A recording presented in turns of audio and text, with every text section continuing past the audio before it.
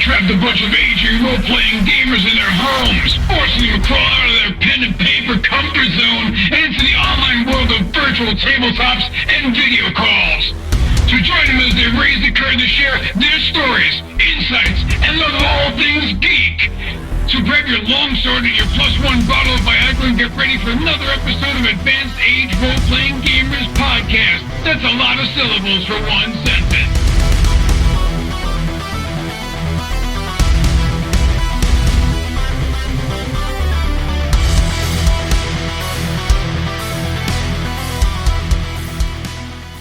Hello and welcome to the Advanced Age Role-Playing Gamers Podcast. My name is Nathan, and I'm Matt. And we are co-hosts today for another installment of Between the GMs. Today we're talking with Sean Roberson from Pinnacle Entertainment Group about the RIFTS, Atlantis, and Demon Seas Kickstarter.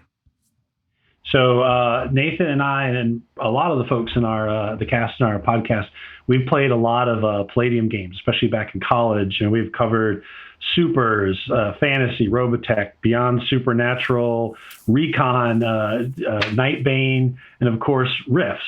We've also played a lot of Savage Worlds. We've sort of done it in sort of the Indiana Jones setting, which is really good. And that's awesome. Yeah, that sounds great. Yeah, it was really good for that sort of high action, big risk taking sort of gameplay. And we had a really good game a couple of years ago. A friend of ours ran doing kind of like a mech warrior. So it was all mechs done in Savage rules. And so we were very excited. And we've also played the first iteration of the Savage Worlds RIFTS changeover. So we were really excited when we saw that the Atlantis was coming out. Because I know for me, that's a really, I'm sorry, I was just staring at the book. I've got it on the shelf. It's a really, I know, I brought it out and started reading it since I heard about this. So it's a really great setting. So we're really excited to hear about the Kickstarter.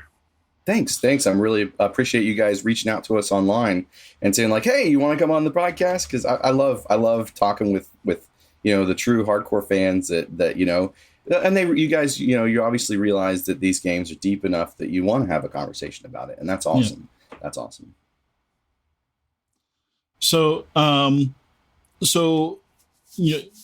Sean, as a self-proclaimed gamer, you're leading this update. So, quick question: last time we played RIFTS with Savage Worlds, it was using the deluxe edition, not the new adventure set. So, can you tell us a bit about that changeover from deluxe to suede, or however you want to call it? Yeah, absolutely. And I'll throw in just a little bit of my background so that everybody who's listening kind of knows who I am and how I got involved, right? As well, it's part of this whole transition. So I used to be in, I've done a bunch of different jobs, but I used to be in the United States Air Force as a Chinese analyst. And after I got out, I decided to go back to school. So as I was going to the University of Texas in Dallas for design and production of games, I ran into the Pinnacle folks at some conventions, and Shane and Clint and Jody and all the ETU guys and a whole bunch of other great people really welcomed me and invited me to come to more conventions that they were going to. And so in the end, I long story short, they ended up asking me to write what was at the time going to be the Coalition book. And we thought it was going to be Savage Worlds Deluxe, right? But they were working on 3 new 192-page, so basically 200-page books to expand out North America. So one ended up being called Arcana and Mysticism, deals with the Federation of Magic. A lot of that great stuff. The Skyscape, your really high fantasy kind of part of the RIFTS equation. Then there was Blood and Banes, which dealt with the Zytikic invasion, the monstrous bug-like invaders, the vampire kingdoms, and a bunch of other of the necromancers and a bunch of the darker stuff for RIFTS in North America. And then the book I was working on ended up being changed from the Coalition book to Empires of Humanity. So, guys that maybe haven't heard about, what's been going on since the Rifts for Savage Worlds for Savage Worlds Deluxe, we've also got a book here where you've got all, a lot of info about Northern Gun, the new Coalition war campaign material, the Shimerian Nation and Archie, and a lot of things like that, as well as the Republicans. But yeah, so we had those 3 books that were in production, and I was heading up one. There was a couple of other writers heading up the other ones, Sean and Robin Bircher. And then we, Shane was working on this new edition of Savage Worlds, the Adventure Edition. And I think he made the right choice. The decision was made to, instead of bring these books out right at the end of the Savage Worlds Deluxe life cycle, he wanted to bring Rifts for Savage Worlds up to the Adventure Edition. So just to guarantee the longevity of what he was about to publish. Yeah. It's a really tough decision for him because he's not, some publishers do this, but Shane is definitely not one of these people that wants to just put out a new edition to get people to pay him more money for something. And so he was really nervous about, at that point, Rifts for Savage Worlds had come out in deluxe and it had only been out 3 or 4 years by the time I think we got to the final Kickstarter and stuff. So he put out a really good deal on the 3 new, almost 200-page books. We did a revised edition of the original 3 books. Instead of just doing here's a cheat sheet, we realized when I got to, I think, 60 pages in Microsoft Word, just line by line, this needs a change. We need to update this, put the notes out there for people. And then we went through an intense playtest and feedback period, which was awesome. We have the best fans. And so the Adventure Edition of Rifts for Savage Worlds, sometimes called Second Edition or Revised, it has these 3 new world books for North America.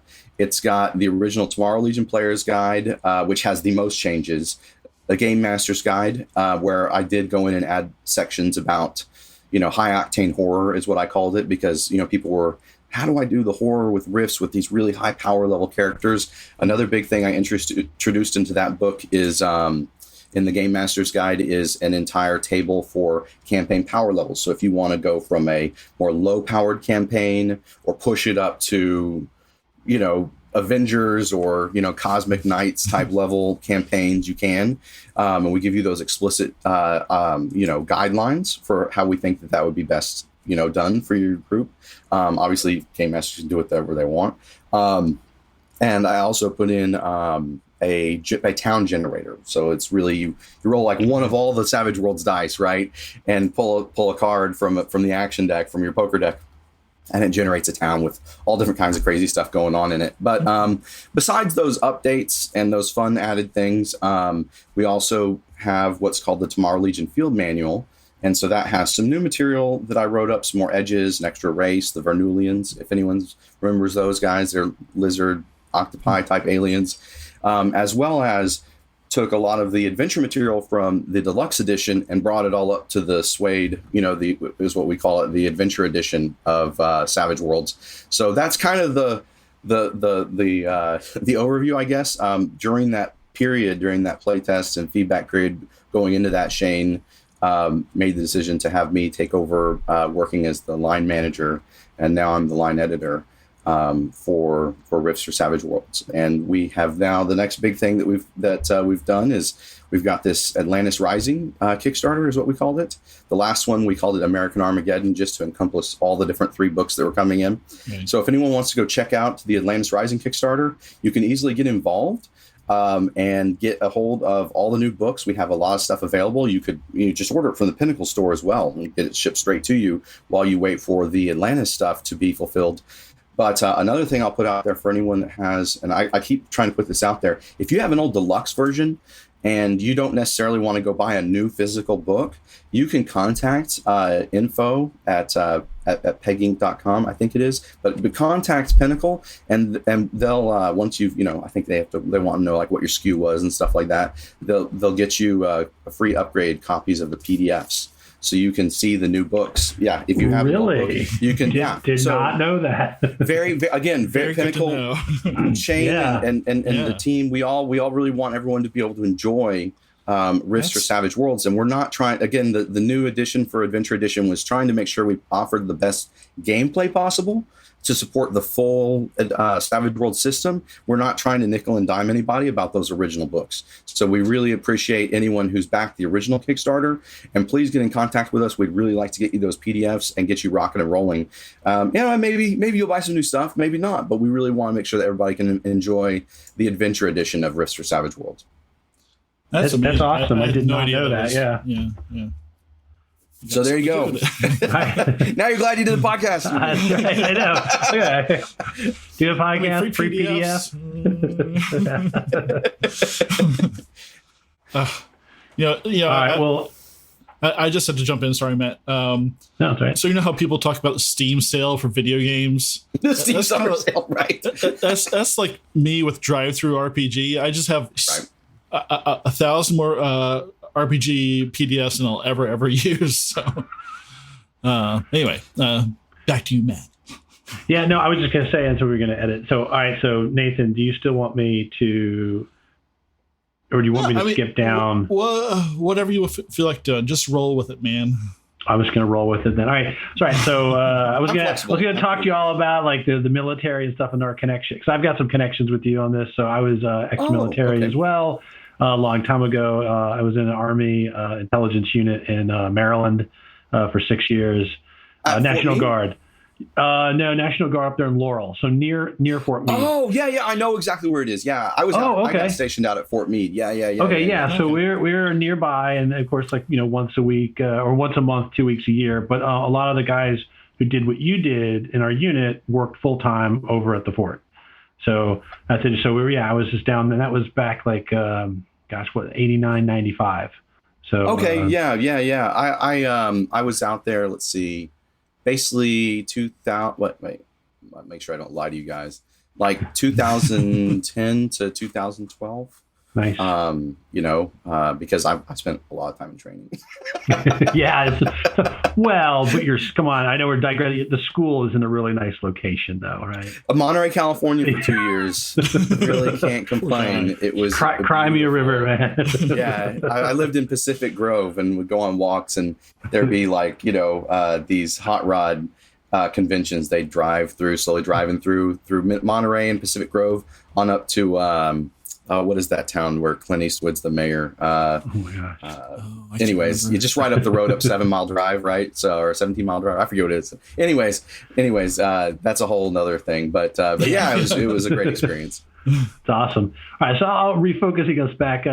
So what was it about Rifts that you guys decided, we've got to try to, we've got to savage this, right? And I know because Kevin and his franchise has not really been, this has sort of been his franchise for a very long time. And as far as I know, this is really the first and only really big sort of reimagining of this game world, the sort of setting.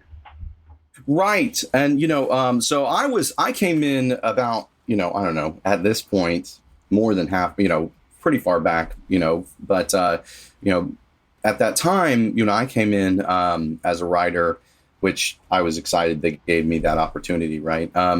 There was already an original design team that had approached Kevin and gotten his okay, right? And then done a lot of the transition over done the transition over for the deluxe edition.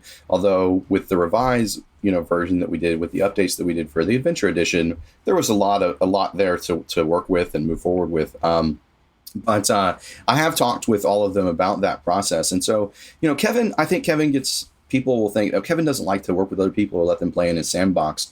And it's not, I don't think that's necessarily as true as people like to think. I do have an interview, 2.5 hour long interview with him on my podcast or my video cast or whatever you want to call it on YouTube. It's called the Roberson Rebellion. And the most recent episode, the one that's 2.5 hours long, is me and Kevin talking. But he does go into detail in this. So I'm just going to throw that out there for anyone who's really interested in that question. But I think in the end, it's really that he has a very particular vision for Rifts. And sometimes if people bring other ideas, maybe they don't fit what his vision is for Rifts. And it's nothing against their ideas. Maybe it's great ideas that could make another great game world or something like that, but it doesn't fit his vision for Rifts. I think the difference is with with Pinnacle coming into it is that the Pinnacle team was, dedicated and has all the people are old school fans that were part of that first design team, and they helped me out a lot still. Like Clint Black is awesome, and he not only worked on RIFTS for Savage Worlds for the deluxe edition, but he also his name is shared with Shane as the credits in Savage Worlds Adventure Edition, right? So he really knows Savage Worlds. He's an old school RIFTS fan, for instance. They all are. And so that was, I think, the difference for Kevin, was that he knew that they would be dedicated to making something that was, as true to his vision as they could. And then since then, I've kind of doubled down, right? Because I'm a crazy RIFTS fan. The people who get to know me start to find out how nuts I am about RIFTS. And for me, it was just formative. I don't know that RIFTS is crazy or weird. To me, other things are less imaginative, because I grew up in my teenage formative years reading Atlantis, reading, the New West, reading Vampire Kingdoms, right? To me, I don't understand how you don't do something that big and that epic. But I think that's kind of the secret sauce, was just the dedication from both sides of the licensing platform. And then the other thing is that Kevin has also, his faith in the Pinnacle team has also grown a lot, that he's allowed us to do virtual tabletop support. With this new Atlantis Rising Kickstarter, there's two major things that we've got on the Kickstarter. One, we've got the Atlantis and the Demon Seas book that I wrote, but we also, which covers not just Atlantis, but also Lemuria, the New Navy, the Lord of the Deep, the Horum Pirates, a lot of the real big bad guys that you're going to find at sea, in and around Atlantis as well, or out into the Pacific and the oceans. But it also has a big, what we call an Army of Pawns box. I like to call it a mega pawn set. That's not on the cover of the pawn set. Normally, Pinnacle's been doing pawn sets, and they've been met with rave reviews by the fans, which they're 2 millimeter, thick, not cardboard, but thick cardstock that is then laminated. And these, if you see, there are some other really big companies out there that do pawns similarly. But the difference here is that each one of these has a custom die cut to it. So it actually follows the outline of the art. And we have on most of them, where it's appropriate, we have art on the reverse side as well. So you can tell which direction a pawn is facing on your tabletop. So we're super stoked about that, because this pawn set, normally they do 8 sheets of pawns for over 100 pawns in a set. This one, we're doing 12 sheets. So we're including all the core stuff from the original 3 core RIFTS for Savage Worlds books, and the Atlantis stuff that we think needs to be hit and covered in this pawn set. So it's a pretty cool offering, and we're pretty excited about that. To have worked with Palladium this closely. In fact, we even have a Palladium fan backer level where you can just get the maps and the combat maps for your tabletop, a poster that includes a map of Atlantis, and the pawn set for just coming straight out the gate. You don't have to worry about getting the other stuff if that's not your bag. So that's cool. Nice. So I'm going to jump a little bit because of what you said. So I was going through and looking at the Kickstarter, which we talked, and I saw the different rewards, and I was looking at the pawn sets. And at the very bottom of the page, I noticed something called DIY VTT. Right. And so I was very intrigued, because we, of course, with the pandemic, had to move fully remote. And so VTTs have become our bread and butter for gaming. And so I guess I was wondering if you could tell us a little bit. I was intrigued, but that you guys offer a set of tools to help convert, because there's also, you can get these pawns in a digital format as well. Right. And so I was wondering if yeah, it can be a little confusing. I can get confused in conversations because it's the same art assets, right, that we're taking and turning into tokens for a virtual tabletop, but the considerations of sizing and stuff are completely different. And so I get like really mixed up until I realize, okay, I have to very clearly differentiate which one I'm talking about. The pawns that you put on your tabletop, as the size category, as the height and size of a monster or characters grow, so does the pawn, right? But the virtual tabletop tokens, they only grow also as in Savage Worlds, the scale category increases. So, if you go size 4, 5, 6, 7, but then when you go to 8, that's a new scale category. So then it takes up more, we have it take up more space on your battle map on the virtual tabletop. Okay. So it's just a little different. It's more of a jumpy scaling than it is. But yes, so these assets, the do-it-yourself virtual tabletop is out there for anybody that wants to take this stuff and they don't mind getting in the guts a little bit and putting it together in their whatever their favorite virtual tabletop is, right? But all the art and stuff is very prepped for you, so it should be very easy to do. The tokens are prepped, right? It's just up to you then to put it into your favorite virtual tabletop. At the same time, there's multiple virtual tabletops out there. This isn't my forte, so if I make a mistake while I'm saying this, I think I've got it right. But just buyer beware, caveat emptor. But for the virtual tabletops, so Fantasy Grounds does their own support. They already have the Tomorrow Legion Player's Guide in Fantasy Grounds, and they are working on the future of that, right? And so we're very happy with that. It's a very hands-off. They take care of that themselves. When it comes to other popular ones like Roll20 or Foundry, there's other ones that our virtual tabletop team is also working on supporting. Those, Pinnacle has its own in-house virtual tabletop team that works on those. And so that just so that everyone knows, though they are working on it is in early stages of production for Rifts for Savage Worlds support for Foundry, Virtual Tabletop, and Roll20. First, they've hit Deadlands and Savage Worlds, the core rules, then Deadlands, right? And they're also doing a lot of work on the Pathfinder for Savage Worlds. And so one of the things about Rifts is crazy. As anyone who's played it especially in the Savage Worlds, it touches all the rules. It touches the sci-fi campaign, it touches fantasy, it touches horror, it touches superheroes, right? So one of the things that I told the design, the head of the design team, I said, look, just take your time. I want it done right. The fans want it done right. I know people are going to squawk about, hey, I really want this now. And I do too. Trust me, because I'm trying to play Rifts every week, right, with a virtual tabletop. And it works. It works. And you can do that with, I've played Rifts on Roll20. I've played it on Foundry. I've played other games on Fantasy Grounds. They're all great, right? But I can't wait for this module either. But I do want to make sure that they take the time to get it done right so that we can all have the most optimal experience playing Rifts for Savage Worlds on the virtual tabletop of our preference. Awesome. Thanks. That's good. So I have a kind of side personal question. So for people like me who've got into 3D printing and whatnot, has Pinnacle thought about licensing out some of the products to be made into STLs or 3D files? So one of the things about that is that, these rights all originate with Palladium. So that would be more of Palladium's decision, right? And I think that Kevin, if you go back to that interview that I talked about with Kevin, I mean, he'd love to see lots of great miniatures out there, but he's focused on, it's Palladium books, right? He's focused on primarily producing book materials. That's why, and actually they don't have any plans. I have another interview where he's talked about this just like a few days ago, but they don't have any plans at Palladium Books. Kevin doesn't have any plans to do miniatures or anything like that anytime soon. And so he's very happy, for Pinnacle to be able to do this.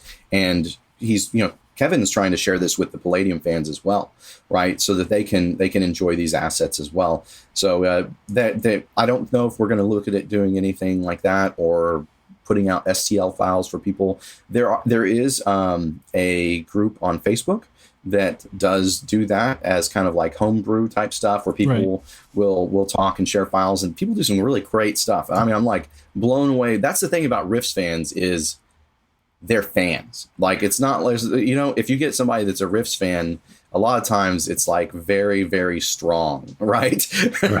Even if they're a busy dad who hasn't gotten to play a game in 15 years, right? No, seriously, I meet these guys, but you can tell true fans, right? And so I would just put out there that, you can go check it out on on Facebook. We have the Rifts for Savage Worlds. It's the Savage Rifts Facebook group. It's not an official one, right? But I'm there all the time. A lot of the fans are there, and if you can't find this through the search function, the fans there can definitely point you at the Facebook group where they talk about miniatures, conversions, STL files, all that kind of stuff, just to kind of do it yourself at home to have fun with it. But yeah, I'm hoping that there is a big pent up demand. I'm hoping that these pawns will help with that. We're trying. I think they're going to be pretty revolutionary for a lot of people. Yeah, it helps to visualize. If you're facing up a Splugoth, you want to see it there on the table. So right, that's a lot. Right. That's a lot of material to print. It is, and in fact, we've actually, a lot of people may or may not realize this.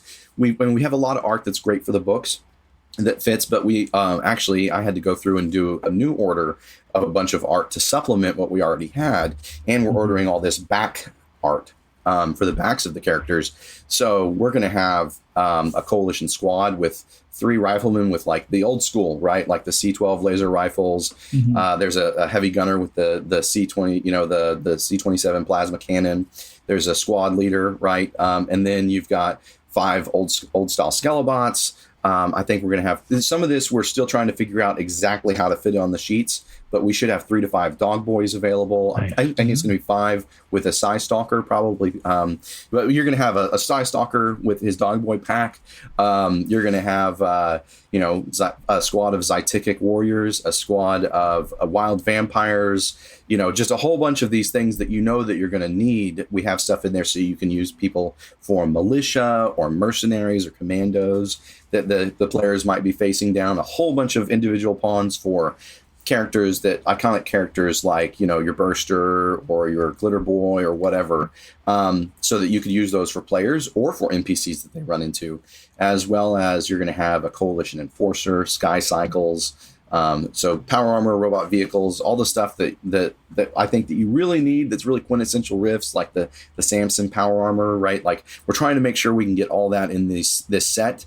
And we do actually have a lot of fans, because you're getting, like, say, a squad of 5. We have quite a few people that have said they're buying 2 to 4 sets of the pawns. Right. Yeah. So I was surprised by that, but I'm stoked. I can't wait to see those kind of battles, because I've played some really massive battles on virtual tabletops and at conventions for different games with Savage Worlds, but especially for Rifts for Savage Worlds. And it's awesome. I mean, when you can play a battle with like 40, 50 people on the bad guys on one side, and the good guys and their allies, and you can blast through it in 2 hours, and it's like this cinematic experience. Yeah, sign me up. It's a lot of fun. Savage Worlds does that in spades, in my opinion. Yeah, I definitely think that. So from when we were playing Savage Worlds, the conversion, I think, works so well for the Rifts players, because Rifts itself is kind of over the top, right? I mean, we're talking about a game system where you could have technically a party that has a colonist and a Cosmo Knight in the same party, right? It's all valid, right? There, so I kind of that, and, right, and a lot of these, you took Glitter Boys, right? And some of these, like, super, mega juicers, right? These are over the top characters, and I think that the Savage conversions really captured that and allowed for those, and it's right off the bat. It didn't seem like, oh, you'll be that cool when you're at 10th level. No, you're going to be that cool right out of the box. And I think that was a good, I think that's why a lot of people have really, at least for us, that's why I really enjoyed it. It felt that kind of wild, over the top gameplay that you want to have. Yeah. Thanks, Matt. I will take that feedback back to the team. No, it's just, but that's at least there's my experience. I thought it captured that sort of really sort of like, I don't know, very interesting characters, a lot of cool powers. And you said it touches magic, technology, psionics, the whole thing's in there. So, all right, so let's see. So what brought you, how'd you start into your own personal Rifts journey? Like, what brought you to the game? Yeah, it's interesting. So kind of like, what Matt was just talking about. So I'll share with everybody now. I encountered role playing in middle school. My buddies had the big red box for Dungeons and Dragons. We were literally playing it in gym class when, I don't know if there's storms or something. We didn't have anything to do. And we were just sitting in a line, and my buddy had snuck in his D20 and the little pamphlet, and we were sitting there playing. And everybody's dying because they have 2 hit points. But then I got really, when I say I got into BattleTech, I was like 16. I was going to conventions with my buddies, and we were like entering lance mech competitions to kick the crap out of each other and try and defeat other lances in these tournaments. So I got really competitively into that. I really enjoyed BattleTech. So you guys mentioned that earlier. I love BattleTech. I love some mech action. When it came to, and we played like West End Star Wars and some stuff like that. But when it came to the first game that I owned, I was a big Teenage Mutant Ninja Turtles fan. So, and when I saw the cover, I was like, okay, this is true to the comics, which I was a big fan of. And so I got into that. I started playing that. Then we were like, well, I want to get this Ninjas and Super Spies book because I want to mix all the martial arts into TMNT, right? I mean, and the similarity, it's almost like just this, between a generation apart, right? Like what Pinnacle does with Savage Worlds, I think is something that Palladium was already doing, 20 years before or whatever. But Kevin, he was just, this is the new product, but it all fit into this, rule system that was meant to be played the same way across all his games, right? So kind of the same idea, but there's no like core Palladium book, right? And then I got into Heroes Unlimited because I was like, wait, Ninja and Super Spies is referencing Heroes Unlimited and the different, super soldiers and, they have their own martial artist thing in there. And so I checked that out and we started playing with that as well and having fun with that. And then a lot of my friends were way more into comics than I was. I like comics, but some of my friends were like, we gotta do supers, and then, so I was playing all those games, and then I started seeing the advertisements for RIFTS, and I saw that the first thing I remember seeing was that Coalition Mark V APC with a dead boy standing in front of it. And I was like, I don't know what's going on, but I want it. I want it really bad. And then I saw that image, again, another Kevin Long piece of the Triax Dynabat smashing another bot. And the like, gears and stuff are popping out of its head. And I was like, oh, like, what is this? So when RIFTS came, it was so funny. I was waiting for it. And we, back then, there weren't no interwebs. So, the series of vacuum tubes hadn't been connected yet. And so I had to go to my friendly local game store, which was actually like, 45 minutes away from my house in Houston. I went to Nan's Games and Comics, and I go in and they didn't have it because it had sold out. I mean, Kevin was blown away, so I got a third printing, but it was like in the first year, right? They were just having to put all these new print runs together because the game just exploded. It was huge. And so that's how I got into it. A lot of people, they ran into that iconic cover art and were like, had to pick it up, right? It like forced you to pick it up. But I was there. It didn't matter what had been on the cover. I wanted to get in and find out what these robots and coalition soldiers were doing. But the thing that I really stayed for, and here I am 30 years later, and I get to write with it, and I get to play in that sandbox with Kevin. And it's really exciting for him to he's very collaborative when we talk about updates to the lore and stuff like that, because sometimes with the Risk for Savage World stuff, it's all set in 109 PA. We're trying to fill in the cracks. Maybe something hasn't been written about in the game setting since what happened in 105 PA or 102 PA. And so that's been really fun. But yeah, the story where you take the psionics, you take the magic, you take the demons and monsters and rifts and high technology and cybernetics, and then you say, it's not just a kitchen sink where we threw everything in this box and you get to just, build whatever you want with the Tinker Toys. It's very different because there's a believable world behind it. And I think that's what people are still wanting to play Rifts for, is because 30 years later, some people have been in it that long, some people are new, but you get this feeling that there is just something that's very real underneath that brings it all together in a cohesive way. And that's one of the things I really enjoyed working on this new Atlantis and the Demon Seas book, is even though some of the books were written decades apart, like Lemuria or Underseas or Atlantis, or really Atlantis 2, the Splendid Dimensional Market book, there's actually connections between all of them. So when you open up, Rifts fans, old or new, open up Atlantis and the Demon Seas, they're going to see how really, it's great to have these all presented together. I hope, and I think, and that's a lot of the feedback I've gotten, though. I'm a little biased, but but it's great to see all this connected together, because it really is a cohesive narrative across the world, not just individual sections of the planet.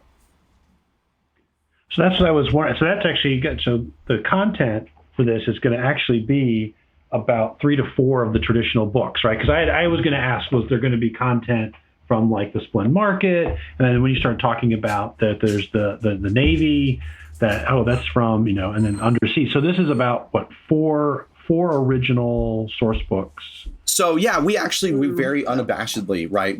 Our intent with Rifts for Savage Worlds and these world books is not to replace the original Palladium content. We actually directly refer players back to that, because I love it when someone's like, "Oh, I really like Juicers. Wait, there's a Juicer Uprising book, right?" And and they can go read about all this lore for their character, right? And then game masters are like, "Wait, there's how many books?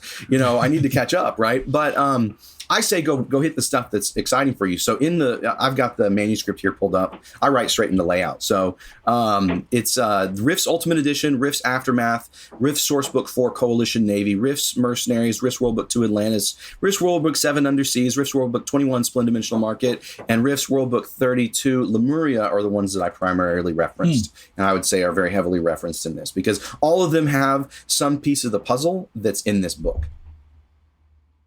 That's cool. Well, that's kind of nice, because it's new material, right? A whole new game system, but at the same time, you're still bringing people in to go and say, "Hey, go check out this library of these original Palladium books," and where you can find all kinds of like story, all kinds of content, NPCs, right? Settings, right? Yeah, no, I think that's really cool, because that ties it to sort of its historical roots.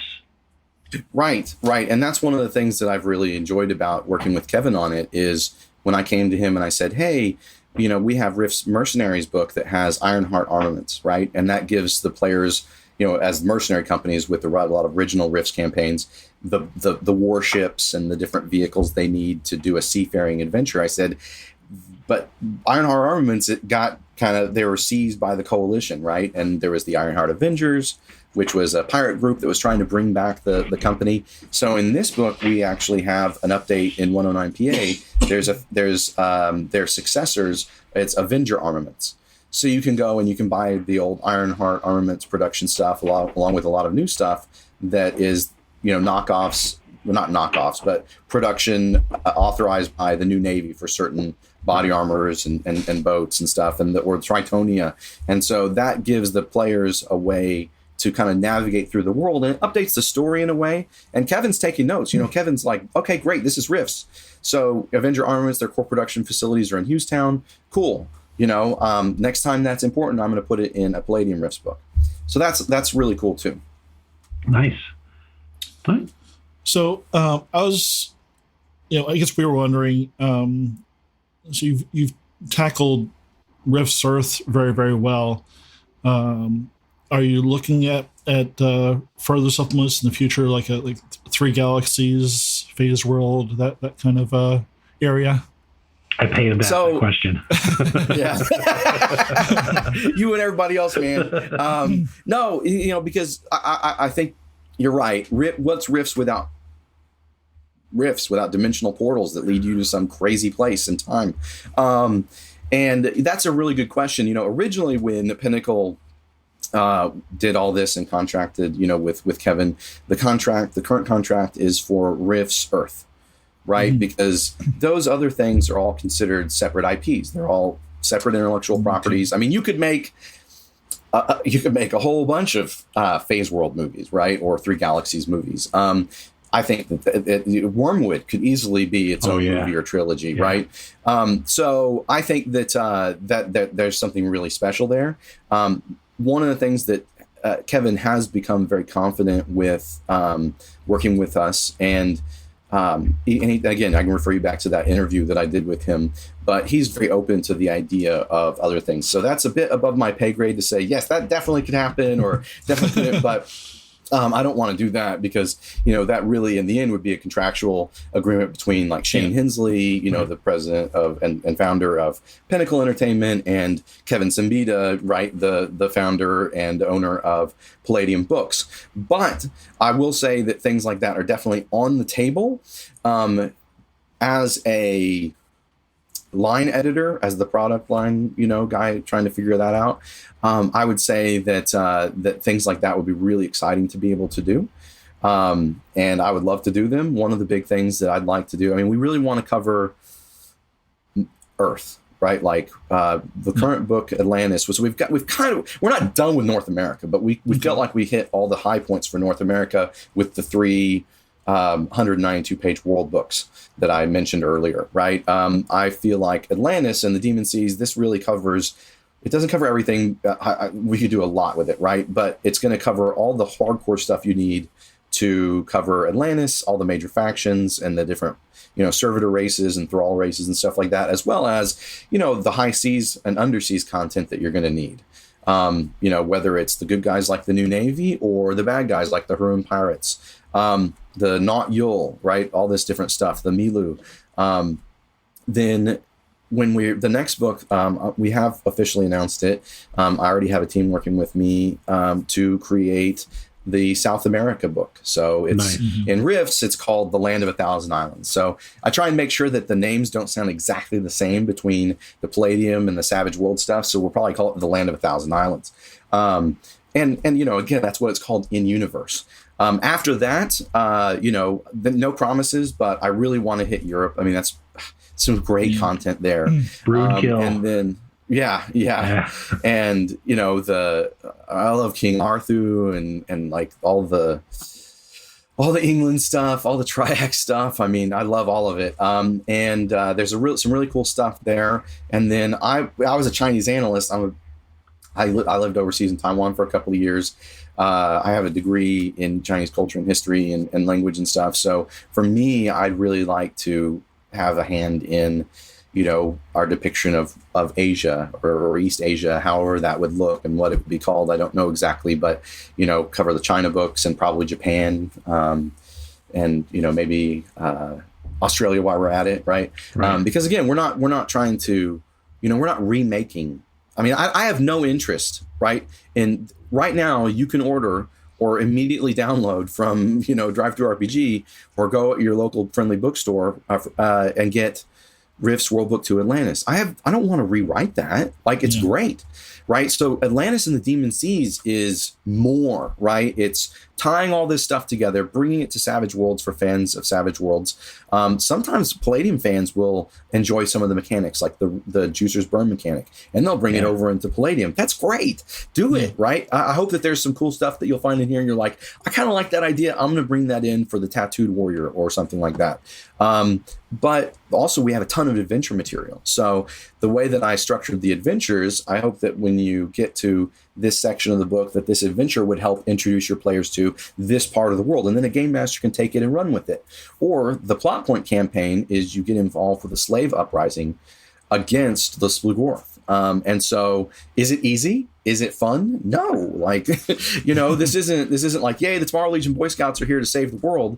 It's a lot darker than that. But at the end of the day, if that's where the heroes should be, is fighting oppression, even if it means that it's going to end their life, or even, other things that aren't quite as bad. But, I think that speaking out for what's right, doing what's right, that's really important. And so, sometimes that comes at a cost, and I think that is reflected in this book. I don't pull any punches about the despicable nature of Atlantean society. And when I say Atlantean, I mean Splugorth society. But we also have the true Atlanteans in here. We've got the Lemurians.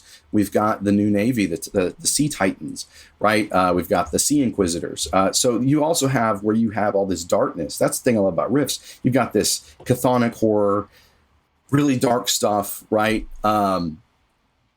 And then at the same time, Rifts gives the good guys a chance to shoot back. It's kind of like Aliens, right? Where you've got the aliens, a whole bunch of them, and then you've got the Marines. And sure, the Marines are going to get jacked. But at the end of the day, the good guys still have a chance to win.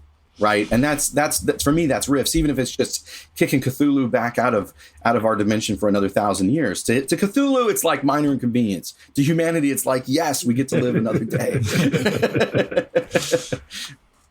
Yeah, so I can tell you that there definitely be a demand, at least from this gamer, for a 3 galaxies sort of conversion, right?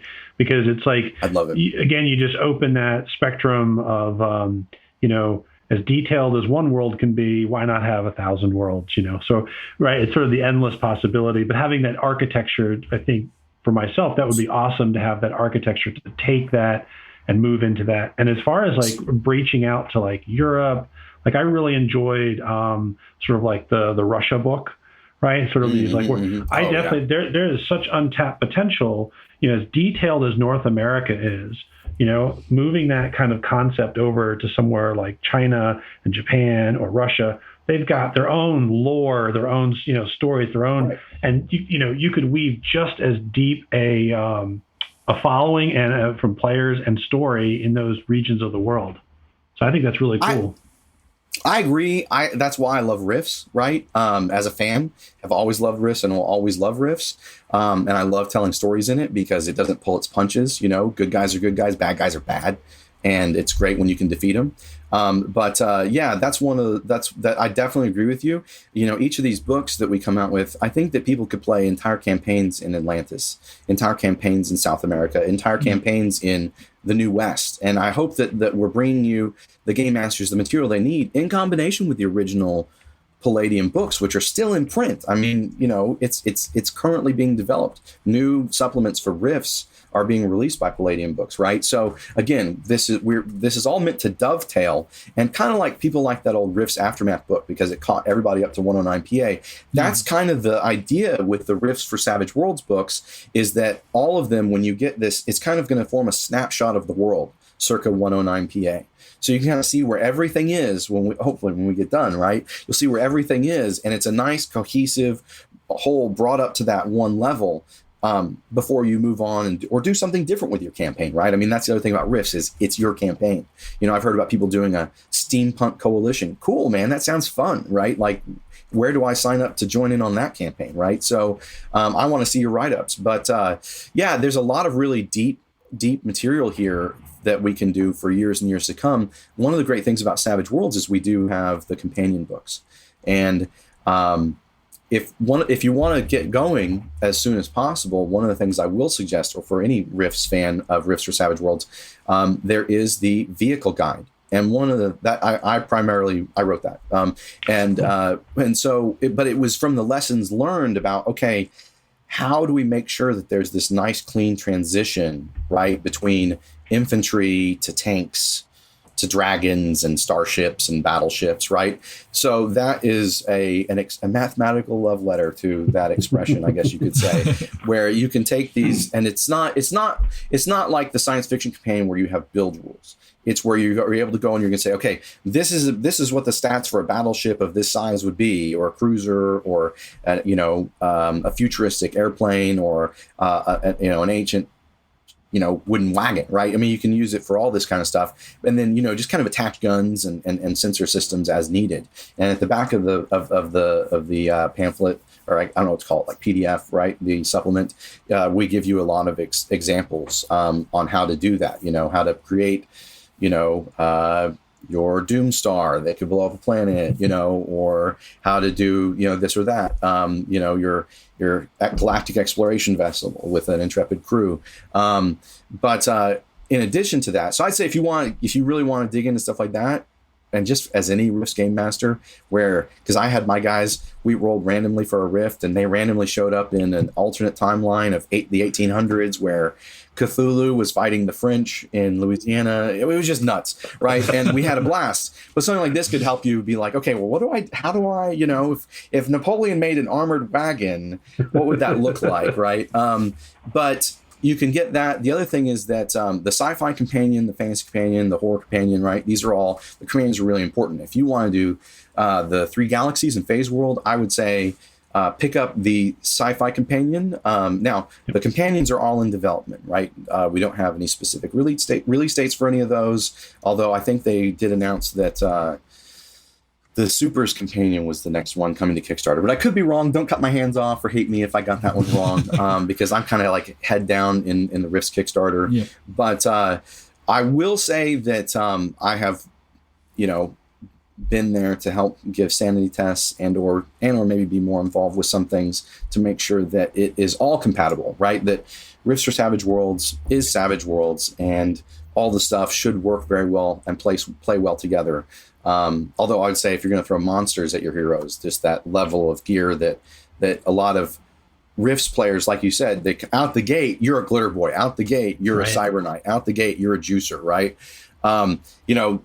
Usually in Savage Worlds, players don't walk out with anti-tank weaponry, right, just out the gate. But Rifts does, so you have to keep that consideration in mind. If you're, say, taking something like Deadlands, the last, or the last Parsec, and bringing it into Rifts. One of the great things that you might like is in the new Tomorrow Legion Players Guide update.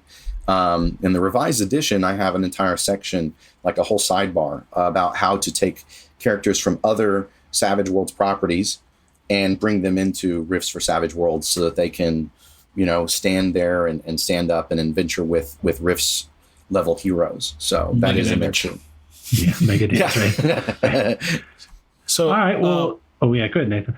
Yeah. So I was say, coming up on the hour here, I just want to say that we've been following this Kickstarter. And how many days do you have left? Let me look. We've got, we have 7 days to go. So we're about halfway through right now.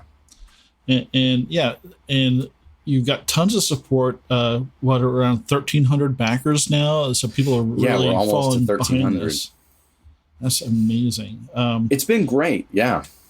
Are there any stretch goals that are still out there for people to meet? So we're calling this a booster campaign. It's a little different. We don't have stretch goals. Okay. With this one, we had a lot of stuff that we wanted to release and get to the fans. So we just kind of did that. So I think if you take a look at it, really you could say, oh, well, they could offer this as a stretch goal or that as a stretch goal. Well, we just put it all out there. And I know that that's not quite as exciting, but for me at least, that helps keep me a little more sane. We do have some other thing. We've been doing a lot of different, I've been doing interviews. We've been releasing free adventure material. We have a live actual play that's going to be happening on tomorrow, on Wednesday evening. So we're going to be putting stuff out about that. And there's something else that is exciting that I don't have the official release for it yet, but some people might look at it as, people would be like, oh, that's stretch goal worthy, right?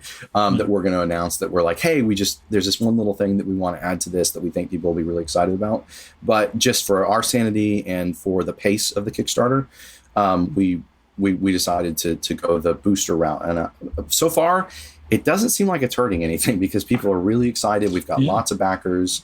It's a very small, compared to like offering, 3 new 200-page books or, a set including like, the revised version of the three new books, the Tomorrow Legion field manual with, stuff brought up to Suede, that's like 1,000 pages of material. And yet this is still going really well. We really appreciate everyone's that's backing it. We added this Palladium fan level, but I notice a lot of Palladium fans are just going if you're the full Monty is called the True Atlantean. So we've got a lot of people that are just going, well, I just went and did the True Atlantean. And I'm like, well, thanks. Because, the word's kind of starting to get out that, in the way that we write adventure material for Savage Worlds, for Rifts for Savage Worlds is, do a chase scene here. What does that mean? Do a few skill checks, right? That's exciting. You defuse a bomb. Well, Palladium players know how to do that. We don't need to tell them how to do that. Or, hey, they face, 3 wild vampires or 2 Samus, coalition Samus pilots, right? You can just go reference the Palladium books instead of the Savage Worlds books. The adventure material is eminently playable and usable by Palladium fans. So that's one of the things that has surprised me is how willing a lot of them are now to come in and enjoy, playing in the sandbox with us too. So. Well, Great. Sean, I really appreciate you taking the time to sit down with us and talk about Atlantis Rising and reminisce about old Rifts games. It's been super fun. Is there any final remarks from Matt or Sean? No? I'll just say I really appreciate everybody that's backing our projects and the amount of loyalty and love they've shown us. Pinnacle, like Palladium, Pinnacle is a small family-run business, and even though I'm not related to any of the other Pinnacle folks or anything like that, or anybody at Palladium, but that's what it really feels like, and it's really positive experience to be working with such a great group of people, and also to be experiencing this with the fans as a fan, to be experiencing it with the fans. I can't thank y'all enough, because you allow us to keep putting out cool stuff and having more games. And the favorite thing I hear is when people say, we haven't played RIFTS in 20 years because everyone's schedules got so busy, but now with the virtual tabletop support and with and the Savage Worlds rules are so quick and easy to use, we're playing again.